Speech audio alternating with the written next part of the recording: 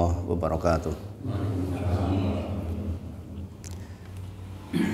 Alhamdulillahi haqqa hamdi nahmaduhu wa nasta'inuhu wa nastaghfiruh wa na'udzu billahi min syururi anfusina wa min sayyiati a'malina may yahdihillahu fala mudilla lahu wa may yudlilhu fala hadiyalah. Asyhadu alla ilaha illallah wa asyhadu anna Muhammadan abduhu wa rasuluh. Allahumma shalli ala Muhammad wa ala ali Muhammad. Kita bersyukur kepada Allah atas nikmat yang Allah titipkan kepada kita, khususnya nikmat umur yang menjadi bekal utama kita beribadah kepada Allah Subhanahu wa taala. Semoga Allah bimbing kita agar selalu di dalam trek ibadah sehingga kita selalu hidup di atas sunnah Nabi Muhammad sallallahu alaihi wasallam. Demikian juga nanti kalau kita meninggal di atas sunnah Nabi Muhammad sallallahu alaihi wasallam. Salawat dan salam kita sampaikan kepada junjungan kita Nabi Agung Muhammad sallallahu alaihi wasallam. Semoga hari ini kita dimudahkan oleh Allah untuk banyak-banyak salawat kepada Nabi Muhammad sallallahu alaihi wasallam. Kita melanjutkan masih duduk di antara dua sujud pembahasan Rabbik firli insyaallah. Kemarin sudah sampai kepada alasan mengapa kita beristighfar. Kita ulang dua kali kemarin, ada 3 alasan utama. Mudah-mudahan masih diingat insyaallah. Dan mudah-mudahan menjadi penyemangat kita banyak-banyak beristighfar.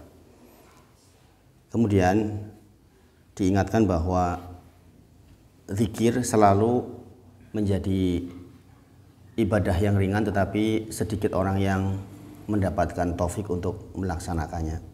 Maka buatlah schedule, buatlah jadwal kapan saya mau istighfar, kapan saya mau sholawat, kapan saya mau tasbih, tahmid, biar tidak lewat waktu kecuali kita sedang zikir kepada Allah Subhanahu wa taala. Lagi berjalan, lagi naik kendaraan, lagi antri, lagi bekerja, lagi dimanapun pokoknya. Karena Allah berfirman, alladzina yadhkurunallaha qiyaman wa qu'udan wa 'ala junubihim. Sungguh orang-orang yang baik, orang-orang yang soleh, orang-orang yang beriman itu adalah orang-orang yang selalu mengingat Allah dalam kondisi berdiri, dalam kondisi duduk, dalam kondisi berbaring, alias semuanya itu ingat Allah terus. Maka Rasulullah bersabda, la yazalu lisanuk rataban min dzikrillah. Selalu basahi lisan ini dengan zikir kepada Allah Subhanahu wa taala. Ya, kita seharian pokoknya sepanjang kita masih diberi nafas, zikir terus pokoknya.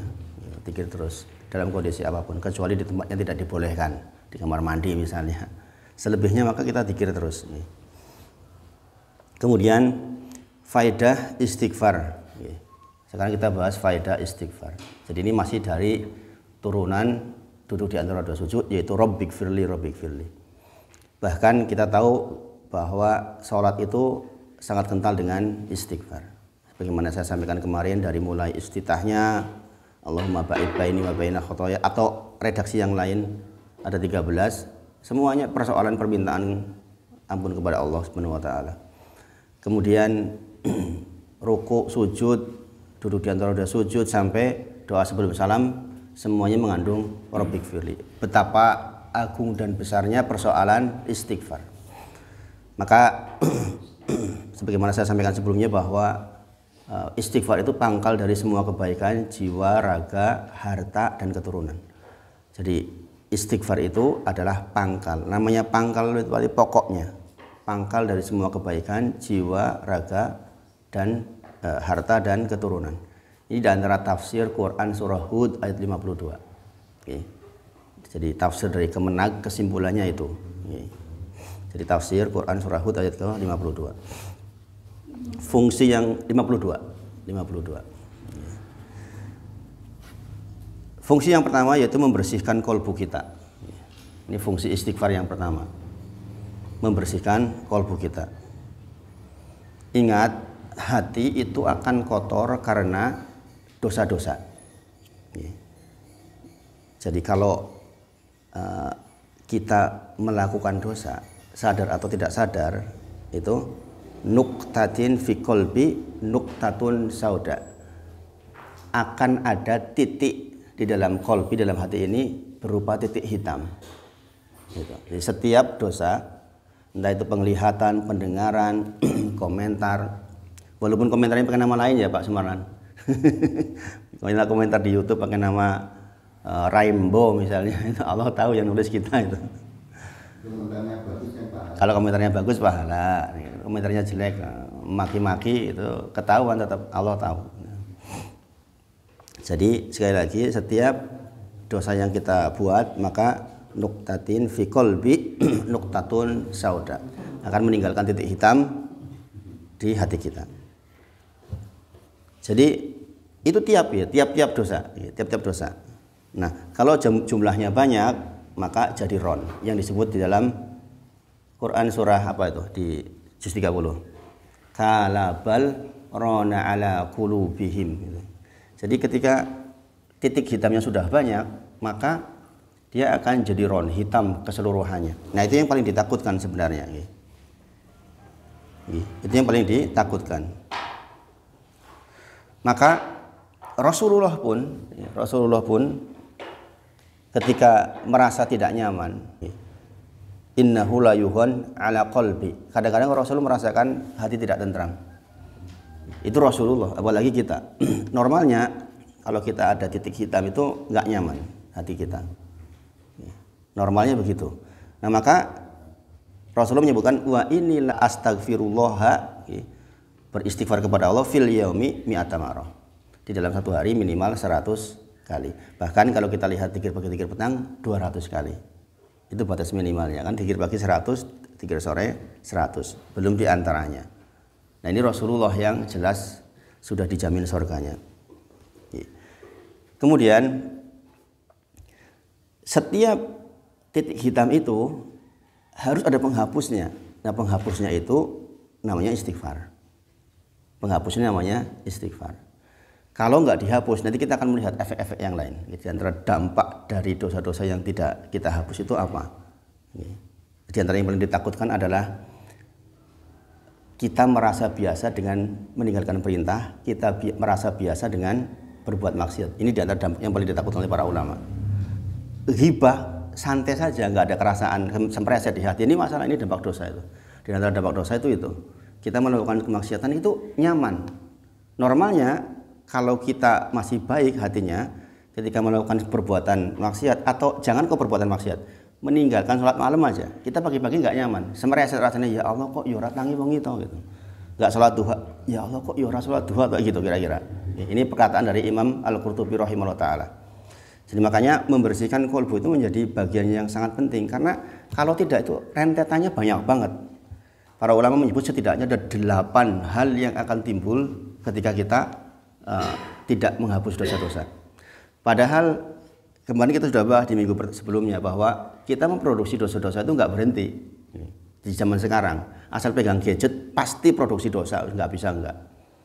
Pasti produksi dosa. Kita mendengar, melihat semua yang ada di tontonan itu semuanya kan mengandung dosa-dosa itu.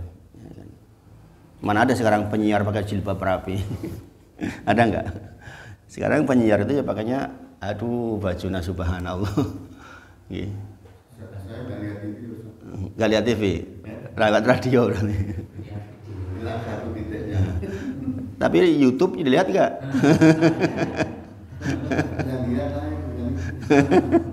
Kalau sekarang berita politik, mana ada penyiarnya nggak pakai baju? Pakai siapa yang pakai baju jilbab ini? Ada, tapi ya di kanal-kanal YouTube paling. Kalau di TV nasional susah lihat. TV lokal, TV 10. Nah, itu mungkin yang Solo mungkin ya ada sebagian. Kalau yang mainstream seperti TV-TV utama ya justru mereka sepertinya menjual itu, Masih ada bapak-bapak yang suka lihat kayak gitu kali. Nah, jadi memang secara asal kita tuh memproduksi dosa-dosa tersebut. Nah, itu kalau nggak dihapus, itu akan menimbulkan titik hitam yang jika dibiarkan akan jumlahnya sangat banyak dan jadi ron. Ron itu artinya hitam betul, udah hitam betul. Nah, keadaan seperti itu yang paling ditakutkan. Nah, maka kita membutuhkan istighfar untuk menghapus itu. Sehingga di antara fungsi istighfar adalah membersihkan kolbu kita. Dan ingat, Bapak Ibu semuanya, bahwa kita itu akan selamat di akhirat ketika datang kepada Allah dengan kolbun salim, yaitu kolbi yang selamat. Di antara ciri kolbi selamat ya tidak jadi ron itu. Pertanyaan sekarang, mana lebih utama antara tasbih dengan istighfar? Tasbih itu ucapan subhanallah, maha suci Allah dari yang buruk-buruk. Kemudian istighfar, thalabul maghfirah kita sudah bahas. Mana yang didahulukan? Ini perintahkannya akan hampir selalu bersamaan ini. Hampir selalu bersamaan antara tasbih dan istighfar. Contoh di antara redaksi ruku dan sujud, subhanakallahumma rabbana wa bihamdika allahumma gfirli, ada subhanallahnya. Ya kan? Atau misalnya tutup majelis, subhanakallahumma wa bihamdika asyhadu alla ilaha illa anta astaghfiruka wa atubu ilaik. Kenapa kok selalu yang namanya tasbih itu juga utama? Assalamualaikum warahmatullahi wabarakatuh. Para ulama menyebut, jika baju kita bersih, itu lebih utama dicuci atau diminyak wangi? Jika baju kita bersih, diminyak wangi, betul. Kalau baju kita bersih dikasih minyak wangi. Kalau baju kita kotor, diminyak wangi atau dicuci? Dicuci. Nah, tasbih itu adalah menyebut sebagai minyak wangi. Istighfar itu sebagai pencuci. Maka kalau jenengan lagi merasa dosanya banyak, ya yang dibanyakin istighfarnya. Ketika jenengan sudah merasa kayaknya hari ini istighfarnya banyak, tambahilah dengan tasbih. Gitu. Jadi jangan baju kotor dikasih minyak wangi malah lecit. Gitu. Udah keringetan ora karu-karuan malah tambahin minyak wangi. Tujuannya ben menyamarkan, ternyata malah justru enggak bagus. Maka tasbih itu seperti minyak wangi itu. Istighfar itu sebagai pencucinya. Pencucinya. Misalnya contoh, jenengan kok mudah marah, gampang ujub, pengen dilihat, pokoknya apa-apa melakukan pengen dilihat, ujub lah, pokoknya ini masalah keikhlasan ke Allahnya dipertanyakan, kemudian mudah merendahkan orang lain, ya kan? Di antara jebakan orang tidak berilmu ada dua, salah satunya karena ujub itu, ya, karena ujub, merasa malu dan ujub. Merasa malu itu juga macam-macam nih. Contoh, saya anggota dewan masa duduk sama mereka rakyat jelata, malu lah. Ini perasaan malu seperti itu perasaannya menghalangi ilmu. Maka diantara jikalau ada di dalam hati kita hal seperti itu, maka kita lagi butuh banyak istighfar yang seperti itu. Nah, mau malas gitu untuk menuju sholat, itu berarti kita lagi banyak butuh istighfar. Jadi kalau kita sudah normal, ibadah baik, rapih, maka banyakin tasbih. Banyakin tasbih agar kita semakin wangi. Jadi sekali lagi, fungsi istighfar yang pertama adalah membersihkan qalbu kita. Gitu. Dan ini bagian yang sangat penting, yang sangat kita butuhkan, karena sekali lagi bersihnya hati kita sangat mempengaruhi perilaku kita di dunia. Kemudian yang kedua, fungsi yang kedua adalah mengampuni dosa-dosa. Nah, tentu saja ini masih berhubungan. Kita kemarin sudah belajar bahwa arti istighfar adalah tolabul maghfirah, minta maghfirah. Maghfirah dari kata mikfar. Mikfar dalam bahasa kita adalah topi wojo. Topi wojo fungsinya dua. Kalau kolan suah fungsinya satu, hanya penutup. Topi wojo fungsinya penutup dan pelindung. Maka begitu kita istighfar, astagfirullah, maka kita sedang minta, ya Allah tutup aib-aib saya. Ya Allah lindungi saya dari dosa yang sudah terlanjur.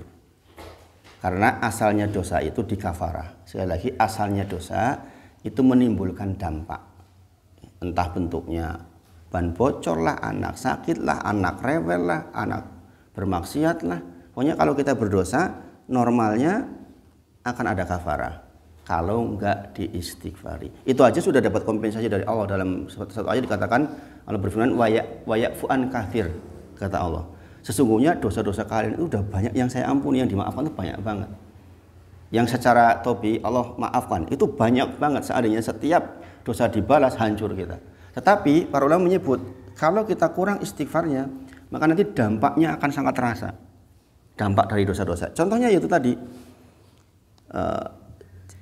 kita merasa normal-normal saja ketika ngundur-ngundur ke waktu sholat.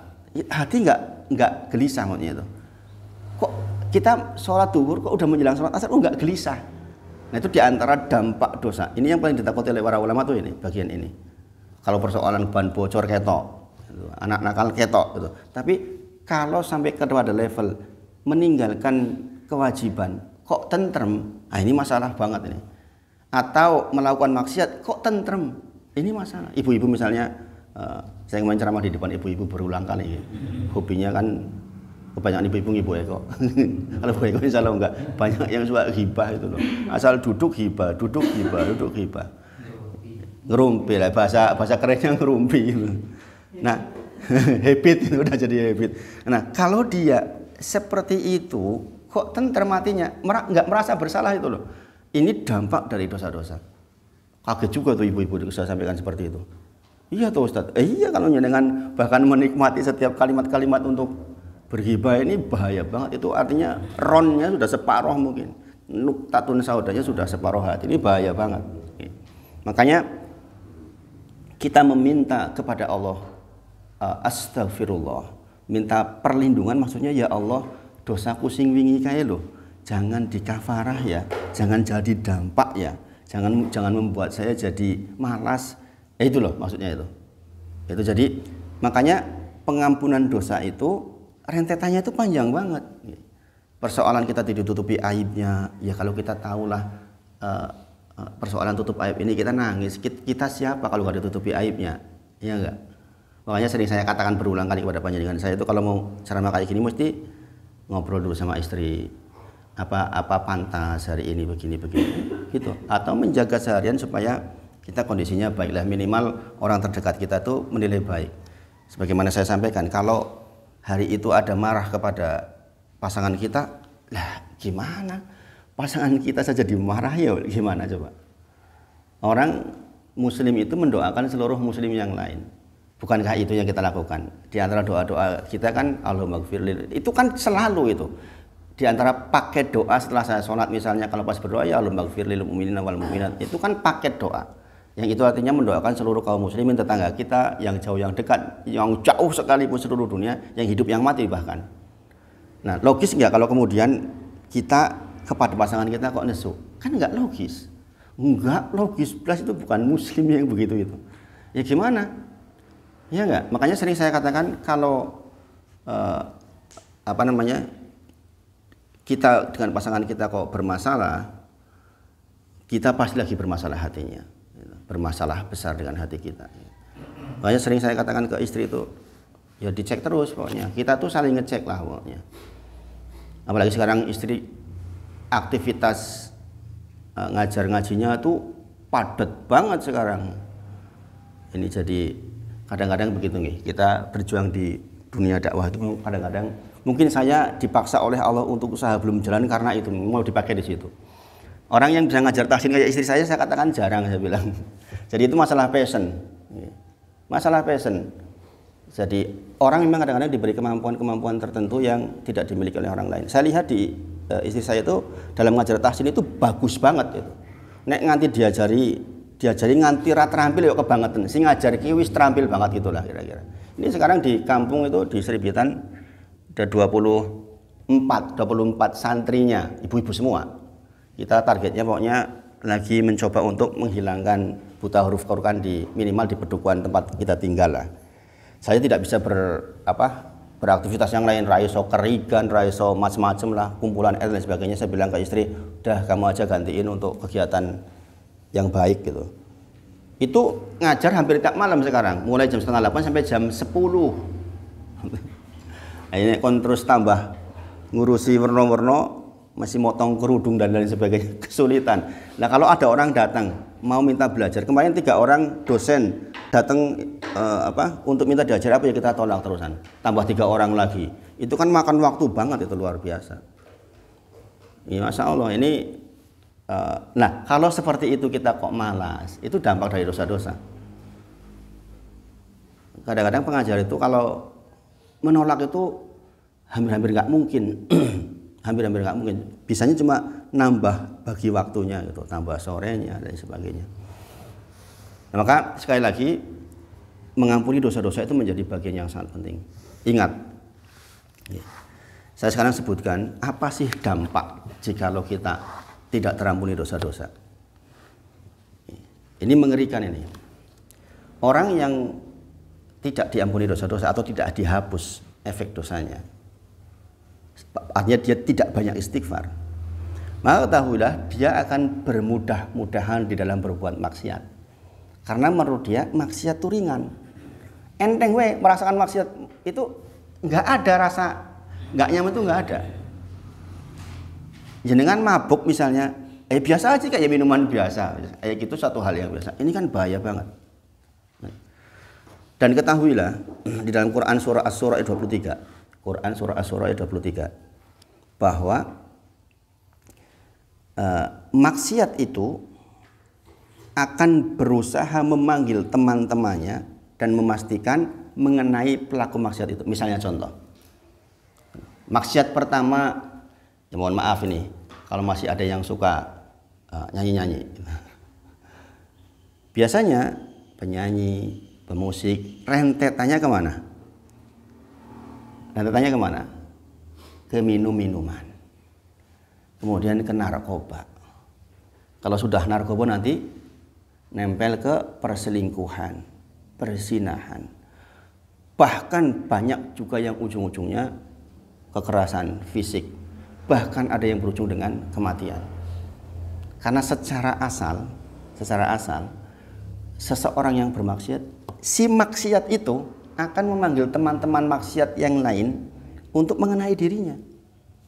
Allah berfirman, itulah karunia yang diberikan oleh Allah untuk menggembirakan hamba-hambanya yang beriman dan beramal soleh.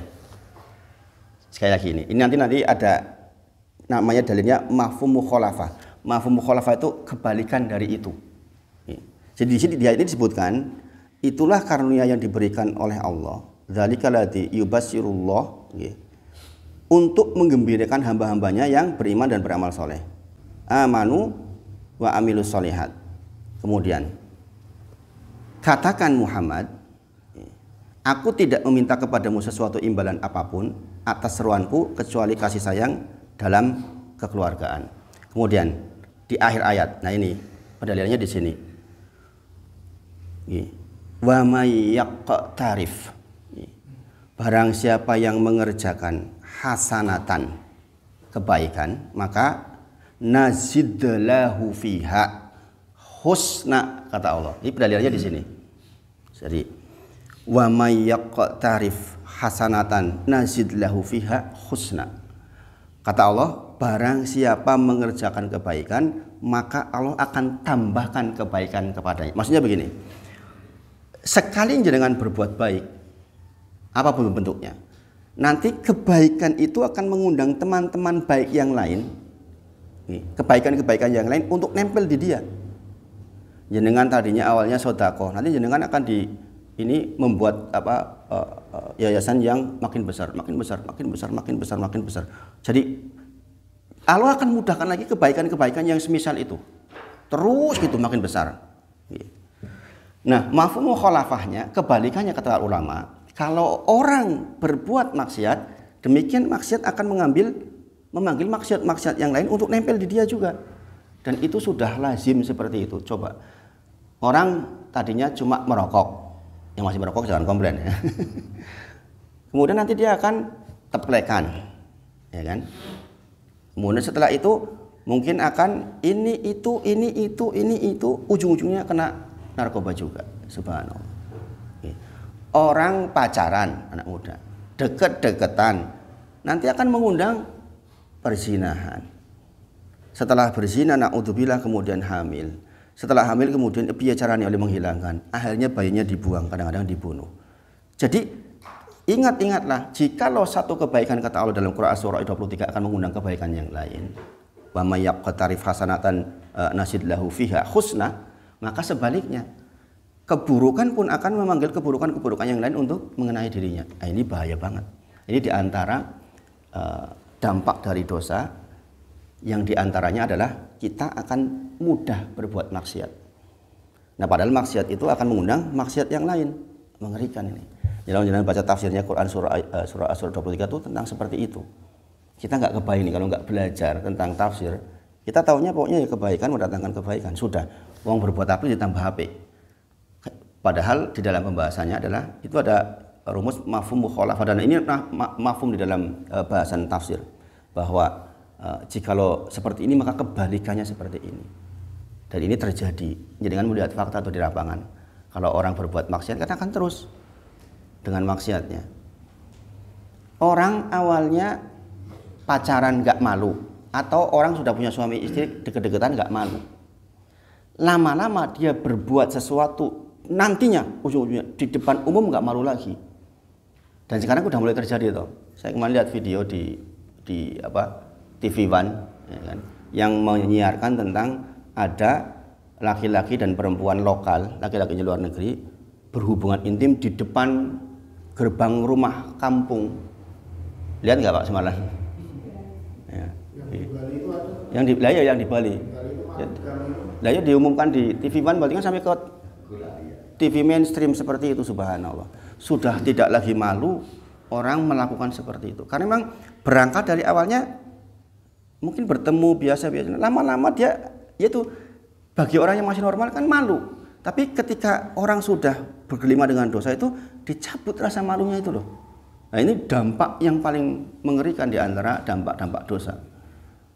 Dan juga akan mengundang terus menuntut terus. Mohon maaf, orang yang suka nonton film jelek, dia nanti akan lagi terus melihat yang lain, terus nggak ada habis-habisnya. Nggak ada habisnya, terus akan diundang terus. Teman saya dulu kuliah ada yang terjebak kayak gini nih dulu.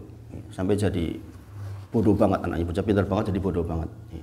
Gara-gara terjebak oleh maksiat yang seperti itu. Dan zaman sekarang itu anak-anak muda kita tuh lawannya itu. Sekarang gimana sekarang coba kita membuka olahraga yang suka sepak bola misalnya, video relatednya kan ya apa saja keluar. Kadang-kadang ya tul. Nggih, betul. Jadi susah banget. Nggih. Makanya sekali lagi yang kita takutkan adalah sebagaimana Allah berfirman, wa may yaqtarif hasanatan nazid lahu fiha husna. Allah akan tambahkan setiap kebaikan, dia mengundang kebaikan yang lain. Maka sebaliknya, sekali kita bermaksiat akan diundang maksiat yang lain untuk mengenai kita. Na'udzubillah min dzalik. Jadi di antara dalilnya juga adalah Quran surah As-Saff ayat ke-5, nanti jangan baca di rumah ini. Quran surah As-Saff ayat ke-5. Di antaranya adalah falamma zaghu azaghallahu qulubahum. Ayat 5. Kemudian contoh misalnya maksiat, mengundang maksiat yang itu yang paling sering dicontohkan biasanya musik sih memang. Karena musik itu rentetannya itu banyak banget nih. Musik itu rentetannya ke khamar, narkoba dan semisal itulah. Padahal ini kan di masyarakat, bahkan kalau ada orang mengatakan musik haram aja masih di soal, ya enggak? Alah kok keras mentoh musik haram, padahal Imam Syafi'i mengatakan haram, 4 madzhab mengatakan haram. Dari Rasulullah juga mengatakan haram, meskipun di level tafsir ya.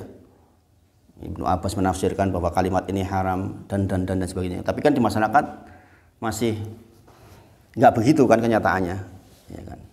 Nggak begitu kenyataannya. Ya ini persoalan misalnya kita belum bisa, yang penting kita tahu bahwa itu haram. Ya, jangan sesuatu yang haram karena alasan kita belum bisa menjadi halal. Ya, jadi haram ya tetap haram. Persoalan kita belum bisa, minta ampun sama Allah. Minta ampun sama Allah. Memang untuk betul-betul murni memang gak mudah. Kemudian di antara dampak dosa akan dicabut kebahagiaan hatinya. Jadi orang yang bermaksiat nanti dia akan dicabut kebahagiaan hatinya. Banyak yang menyangka dengan maksiat itu akan terpuaskan dan mendapatkan kelezatan atas maksiatnya. Orang selingkuh, na'udzubillah, itu kan karena ingin mencari kelezatan yang bukan pada tempatnya. Yang terjadi apa? Yang terjadi justru dia akan gelisah. Mana ada orang selingkuh kemudian tidak gelisah? Adanya cuma gelisah. Kenapa saya tahu? Lah saya itu dikelui kayak gitu tuh sering banget. Setelah berpetualang ke sana kemari kok yuk seperti ini ya Ustadz.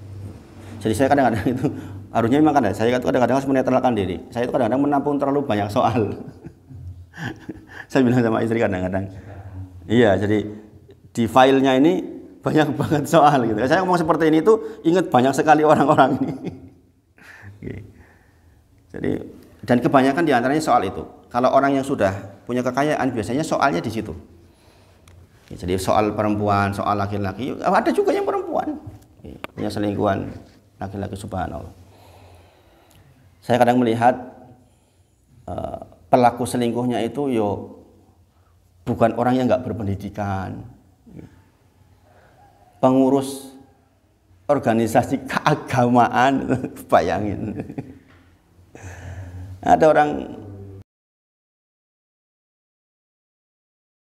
saya sampai ini gimana udah subhanallah. Jadi kadang-kadang ya ini bisa menghinggapi siapa saja, bisa menghinggapi siapa saja. Mengerikan. Padahal wallahu la yahdil qaumal fasikin. Allah tidak akan menorong atau memberi petunjuk kepada orang-orang yang berbuat fasik. Semakin dia berbuat fasik, maka akan semakin bertambah kefasikannya. Terus gitu. Maka sekali lagi akan dicabut kebahagiaan di hatinya. Jadi sekali lagi orang bermaksiat itu memang secara asal nanti hatinya tidak tentram. Jadi kalau yang belum bermaksiat jangan pernah berpikir bahwa dengan saya bermaksiat nanti akan mendapatkan kebahagiaan. Contoh, jangan datang ke konser musik lah contohnya. Apakah iya jangan kemudian pulang bahagia? Saya nggak yakin deh. Ya di situ mungkin jangan ajlok-ajlokan, wow, gitu. Tapi bahagiakah? Yakin tidak, karena dalilnya begitu. Jadi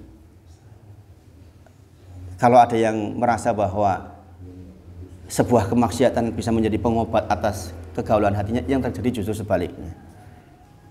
Jadi jangan pernah kita berpikir seperti itu.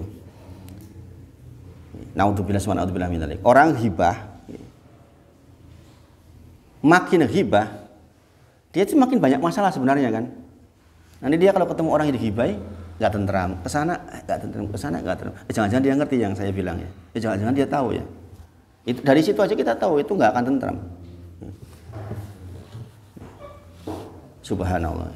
Mengerikan memang, dampak dosa itu mengerikan. Kemudian yang ketiga, akan dibuat gelisah oleh setan. Jadi begitu jangan berbuat maksiat, setan masuk. Gelisah yang di sini yang dimaksud apa? Kita udah pernah bahas dulu. Maksudnya kalau kita nggak berbuat maksiat itu gelisah. Maksudnya begitu.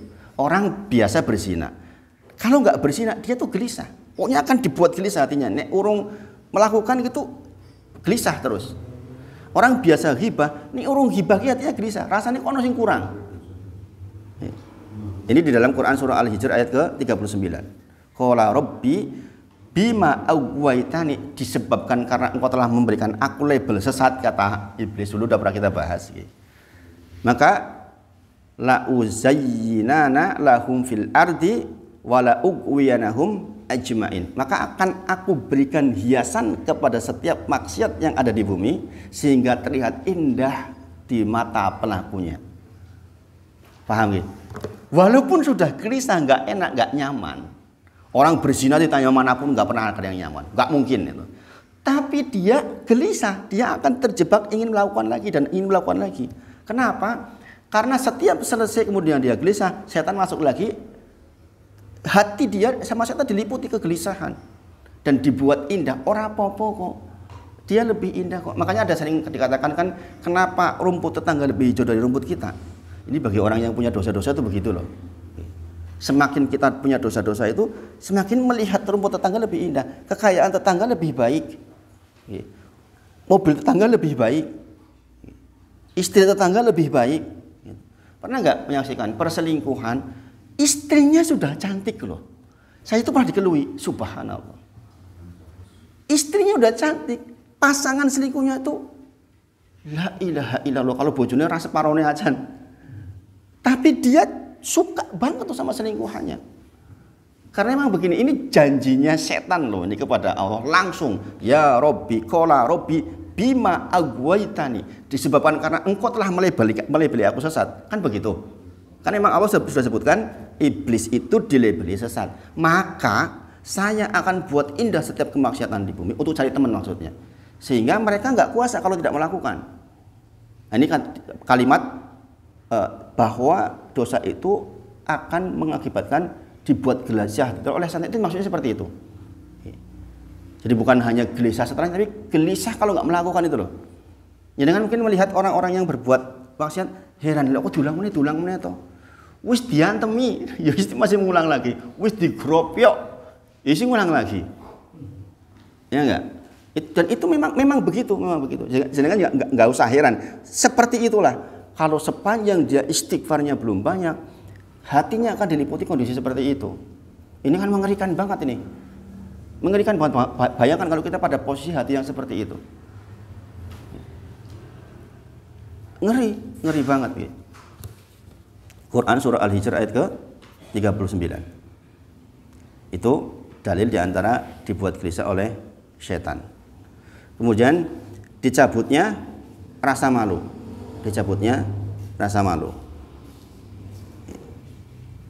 Seperti yang saya sampaikan tadi, rasa malu dicabut itu berproses. Maune mung cekel-cekelan tok isin. Suwi-suwi kemana-mana enggak izin. Sampai ujung-ujungnya telanjang di tengah umum, enggak lagi malu. Ini mengerikan nih. Itu diantara dampak dosa. Kemudian ini juga bagian yang penting sebagai seorang muslim kita harus punya ini, yaitu orang yang berbuat maksiat dia akan dihilangkan oleh Allah rasa cemburunya. Padahal laki-laki yang tidak cemburu ketika istrinya diganggu itu rendah sekali. Kita melihat istri kita nggak pakai jilbab, melihat anak kita nggak pakai jilbab, nggak menutup aurat, itu biasa saja, nggak ada perasaan cemburu. Saudara perempuan kita dilirik-lirik, itu biasa saja. Nah ini rasa ini akan dicabut oleh Allah ketika hati kita diliputi dosa-dosa, subhanallah. Kenapa? Karena dia sendiri pelaku. Dia melihat aurat biasa, melihat di YouTube yang buka aurat biasa, sehingga lama-lama kita melihat saudara kita seperti itu pun jadi biasa. Ini bertingkat-tingkat, berlevel-level. Gitu ya. Jadi seseorang yang berbuat dosa, Allah akan ambil rasa cemburunya. Mengerikan. Kemudian kenikmatan akan dicabut dari dalam dirinya. Kenikmatan akan dicabut dalam dirinya. Ini yang ke-6. Quran surah An-Nahl ayat ke-112. Quran surah An-Nahl ayat 112. An-Nahl ayat 112 nggih. Nanti jangan baca di rumah bahasa Arabnya nggih. Ini 112. An-Nahl 112.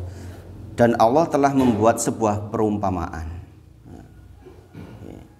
Wa daraballahu mathalan qaryatan. Dan Allah telah membuat sebuah perumpamaan. Sebuah negeri kanat aminatan mutmainatan ya'tiha rizquha rahodan min kulli makan. Jadi Allah telah membuat sebuah perumpamaan sebuah negeri yang dulunya tentrem, rezekinya luang, banyak melimpah dari manapun fikuli makan, pokoknya dari tempat manapun pokoknya keluar rezeki. Ada kan daerah yang ditakdir oleh Allah, pokoknya opo-opo dicekel di rezeki, kira-kira gitulah. Kok yo gampang rezeki. Jangan pernah mungkin melihat orang sampai ada kata-kata gini, opo-opo dicekel DE iki dadi duit istilahnya gitu. Ya kan? Ada kan orang seperti itu. Ini lepas dari masalah dia beriman atau tidak beriman. Ada yang orang karu-karuan pun kekayaannya luar biasa. Ya kan? Kemudian tetapi penduduknya mengingkari nikmat-nikmat Allah. Karena itu Allah menimpakan kepada mereka bencana apa coba? Sebaliknya, kelaparan dan rasa takut. Bayangin. Tadi dikatakan kanat aminatan mutmainatan ya'tiha rizquha rahudan min kulli makan. Aman, tentrem, penak. Makanya di antara manhaj Ahlus Sunnah wal Jamaah itu sebenarnya enggak memberontak. Ini penting ini. Meskipun ini dikomplain oleh banyak golongan yang lain. Di antara yang dipelajari oleh para salafus soleh atau yang orang sering bilang Wahabi, itu sangat-sangat anti yang namanya memberontak. Demo itu mereka haramkan. Kenapa? Lihat negara-negara yang terjadi pemberontakan, adakah yang berakhir baik? Enggak ada satupun. Sekarang kasusnya Qaddafi. Sekarang ditanya ke seluruh penduduk Libya, walaupun Qaddafi katanya jahat, sekarang semuanya menyesal. Saya kemarin lihat podcastnya Kick Andy, seorang Indonesia yang jadi pilot kepresidenannya Libya 7 tahun. Beliau orang Indonesia ke Saudi jadi supir kerajaan Saudi, kemudian ditugaskan ke Libya. Rencananya cuma 6 bulan, ternyata 7 tahun. Ditanya, bagaimana dia? Secara pribadi baik sekali, bahkan ketika anak saya nikah pun dia mau datang. Akhirnya karena dia tidak bisa mengutus anaknya dan duta besarnya ke rumah, ke Indonesia. Jadi secara pribadi orang yang baik. Bahwa kebijakan-kebijakannya mungkin tidak berpihak pada rakyat, bisa jadi. Sampai akhirnya digulingkan dengan tahu nih. Videonya kan tersebar itu bagaimana rakyatnya memperlakukan dia. Saya nggak setuju terus terang aja.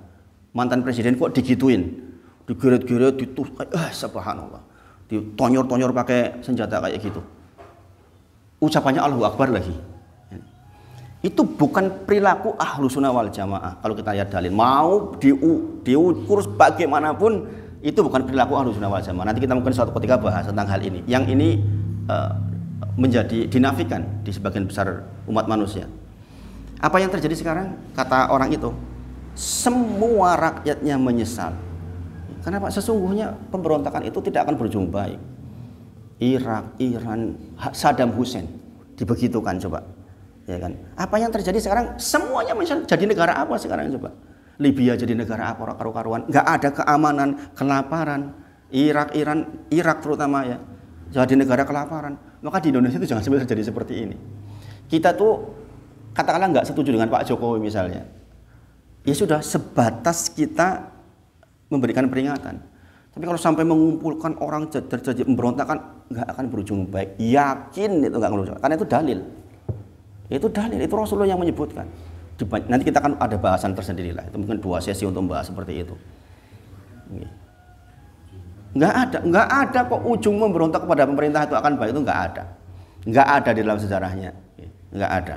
Makanya ini disebutkan diantaranya di sini. Ini kisah, kalau ini kisah tentang Mekah ini, kisah tentang Mekah. Negeri yang disebut di sini adalah maksudnya adalah Mekah, yang tadinya serba mudah dan sebagainya, tiba-tiba ketika terjadi kekafiran dan lain sebagainya.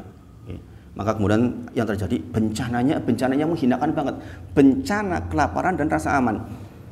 Saya diceritain orang yang kuliah di Madinah, kemudian dia punya teman dari Libya itu hanya sekedar pengen sholat 5 waktu di masjid nggak bisa loh. Sekarang ini udah kondisinya nggak karu-karuan, nggak bisa. Bahkan banyak diantaranya yang akhirnya menetap di Madinah nggak bisa pulang. Karena apa? Kondisinya nggak aman. Di sini kan dikatakan kanat aminatan mutmainatan. Ya tiha rizquha rohodan mingkuli makan. Tadi jadi sebelumnya tuh aman. Kita kan sekarang masih merasa begitu ya enggak? Secara asal di Indonesia kita masih aman enggak? Ya enggak aman bagaimana, Jumatan jalan rapi, kita sholat seperti ini enggak ada yang ganggu kok. Ini kan nikmat besar ini. Ya kan? Nanti kalau terjadi hal-hal yang huru-hara, arep kepiye coba? Menang katakanlah, tergulingkan kepemimpinan itu. Nanti yang berkuasa siapa? Terus orang karu-karuan, masing-masing punya ada raja-raja kecil. Subhanallah. Makanya begitu kita dapat nikmat aman, itu doain untuk memimpin. Makanya di antara manhaj salafus saleh itu, manhaj Ahlussunnah wal Jamaah itu adalah mendoakan pemimpin. Bahkan ada salah seorang salaf mengatakan, jikalau saya diberi doa yang pasti makbul, maka doa saya mau doa dari sini. Ya Allah, saya mohon kepada Engkau berikan kepada saya pemimpin yang baik. Jikalau ada doa yang pasti dikabul, dia mintanya seperti itu. Karena apa? Kemaslahatannya banyak. Kalau pemimpin diberi taufik dengan kebijakan-kebijakan yang bagus, kan rakyat yang merasakan. Maka daripada kita menghibai, mendingan ya Allah mohon kepadamu ya Allah agar Pak Jokowi diberi hidayah supaya kebijakannya baik ya Allah. Kalau masif doa seperti itu setiap orang, apa ya enggak tembus sama Allah. Karena sekali lagi alasan dasarnya adalah Allah itu akan memberikan pemimpin kepada suatu kaum sesuai dengan perilaku kaumnya. Makanya kalau ditanyakan apa sih yang dilakukan oleh orang-orang Salafi, orang-orang Wahabi katanya, kok nggak ada tuh gerakan organisasi, nggak punya demo, enggak ini, enggak apa gerakannya. Gerakannya itu mentauhidkan masyarakat.